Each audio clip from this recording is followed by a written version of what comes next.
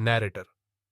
दोस्तों, आज हम आपको एक ऐसी मजेदार कहानी सुनाने जा रहे हैं जिसमें एक अहंकारी पंडित और एक चालाक नाई के बीच जोरदार टक्कर होती है। ज्ञान बड़ा या घमंड, संस्कार बड़े या अभिमान, ये जानने के लिए वीडियो को अंत तक देखें और अगर मजा आए तो लाइक और सब्सक्राइब करना मत भूलिए। मंदिर के बाहर पंडित विश्राम दास अपनी चौकी पर बैठे हैं। सामने गांव वाले बैठे हैं। वह हाथ में ग्रंथ लिए हैं और शास्त्रों की चर्चा कर रहे हैं। पंडित जी घमंड से, अरे भाइयों, इस संसार में सबसे बड़ा क्या है? ईश्वर। बिल्कुल गलत। सबसे बड़ा है ज्ञान। और इस गांव में सबसे बड़ा ज्ञानी कौन है? आप पंडित जी। बिल्कुल सही। मैं इस गांव का सबसे बड़ा ज्ञानी हूं। मेरी तर्क शक्ति के आगे कोई नहीं टिक सकता। गांव वाले चुपचाप सुन रहे हैं।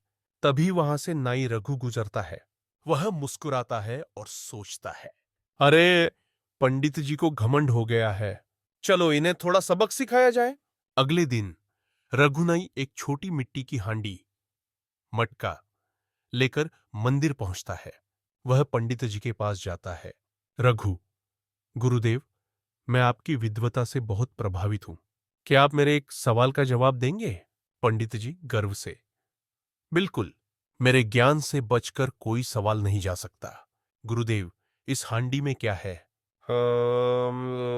इसमें दूध है। गुरुदेव, के दे, जरा खोलकर देख लीजिए। पंडित जी ढक्कन खोलते हैं और देखते हैं कि अंदर सूखी मिट्टी है। गांव वाले जोर जोर से हंसने लगते हैं। रघु हंसते हुए, गुरुदेव, बिना देखे निर्णय लेना ज्ञान है या अज्ञान? पंडित जी शर्मिंदा हो जाते हैं, लेकिन वह इस चुनौती को हल्के में लेते हैं। अगले दिन रघु एक गधा पकड़कर मंदिर के सामने खड़ा कर देता है और फिर पंडित जी से सवाल पूछता है। रघु, गुरुदेव, इस गांव में सबसे बुद्धिमान कौन है? पंडित जी गर्व से, निश्चित रूप से मैं। गुरुदेव, तो फिर यह गधा आपके चरणों में क्यों खड़ा है? गांव वाले ठहाके लगाते हैं। पंडित जी गुस्से में लाल हो जाते हैं। रघु अब अंतिम वार करने के लिए तैयार होता है।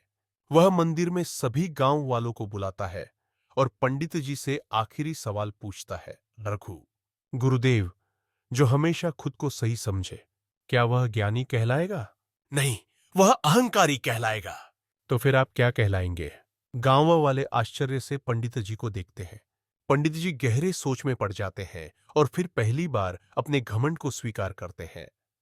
पंडित जी, रघु, तुम सही कहते हो। मैंने ज्ञान को घमंड बना लिया था, लेकिन असली ज्ञानी वह होता है जो हर दिन कुछ नया सीखता रहे। गांव वाले खुशी से तालियां बजाते हैं। पंडित जी रघु को गले लगा लेते हैं। शिक्षा, ज्ञान का घमंड मत करो, वरना एक नाई भी तुम्हें धो सकता है। अगर आपको यह कहानी पसंद आई तो लाइक, शेयर एंड कमेंट जरूर करें। और हां, चैनल को सब्सक्राइब करना ना भूलें।